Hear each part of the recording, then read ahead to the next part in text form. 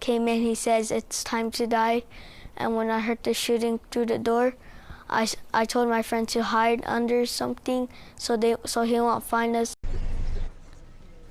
A chilling account of what happened inside the classroom at Robb Elementary when a gunman took the lives of 19 students and 2 teachers in Uvalde, Texas. We continue our coverage on that tragic situation while also attempting to reassure safety for the parents and students here locally. We're joined by representatives from the largest school district in our viewing area. David Melvo is the school safety director for Jefferson Parish Schools. He's joined by Paris Vanette, who is the director of communications. Thank you all for joining us for this conversation. And as we've been speaking with other experts about this morning, this is such a frightening situation for everyone in the country, but especially for parents and students. Yes, ma'am. So we wanted to speak to you guys to reassure parents what is done to make sure that this doesn't happen here. So as a safety director, we have actually have SROs on campus with school resource officers. We do monthly mandated drills, safety drills at all locations. We also have our mental health professionals that are on campus for anything that goes wrong. And we partner with Crime Stoppers as well. There's an intricate part to it that we've been able to send out messages to parents because they play a part in helping the school remain safe by telling their kids, explaining to their kids, and making sure they know what their kids' social media accounts look like, what's in their bedrooms, things of that nature. Definitely. And have you heard from any parents after this looking for reassurance? We definitely have, and that's why, we're so appreciative of the opportunity to be here today. I think something that we really want parents to know is that it's okay not to feel okay. This is, something that unfortunately happens all too often, and so we never want to normalize a situation like this.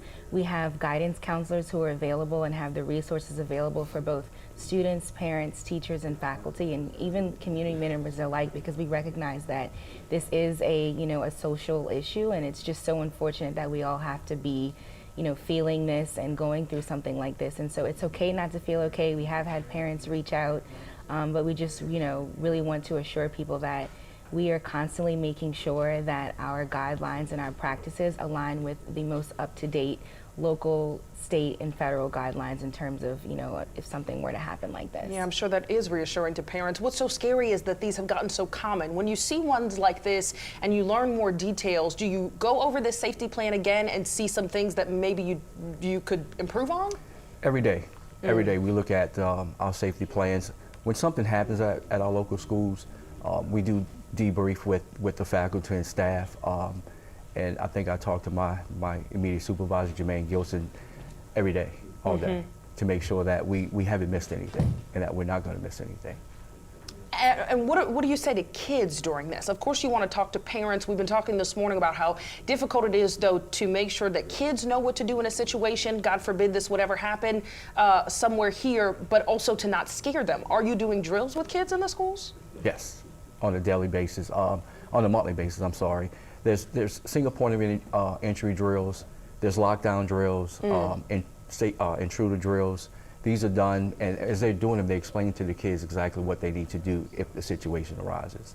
And then from an emotional standpoint, I would just want kids to be encouraged to, reach out to their teachers, because we do have the resources available to aid in, counseling, grief counseling, anxiety counseling. And so, I know that mental health has been on the forefront of public conversation lately, but this is just something that really no one should have to process. And so what we don't want are people or students, withholding their feelings and emotions. We want them to be able to come to us and use the resources that the district has provided. Definitely, and a lot of our focus has been on students and parents, of course, but then you have the teachers who are also in the classroom, a lot of them being the last frontline protection for kids in situations like these.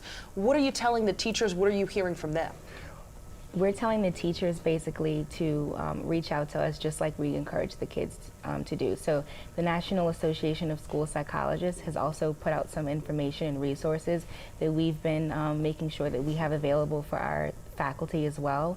And we want them to know that just like this information is available for students, it's also available for our faculty and staff. We're in this together.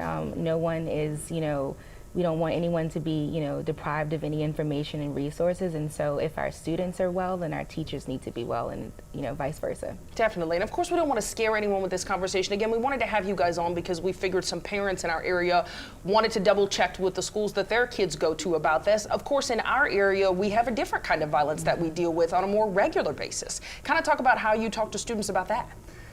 So we tell kids all the time that if they see something, to say something and report it immediately.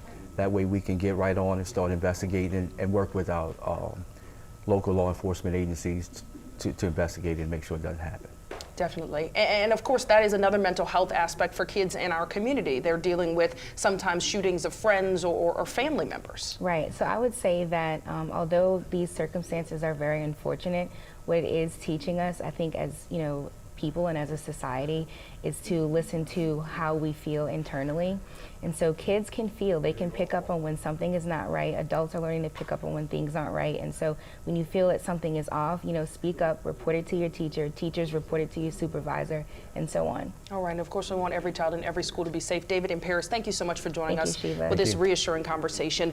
The New Orleans public school system, guys, also responded to the shooting. Superintendent Dr. Henderson Lewis Jr. released a statement saying, in part, quote, "Our hearts break for their school family and our thoughts and prayers are with them. What took place is truly disturbing, and these senseless acts of violence must stop. I believe our community and communities around the nation should come together and prioritize the mental health of our young people, neighbors, and the community as a whole to put an end to such tragedies."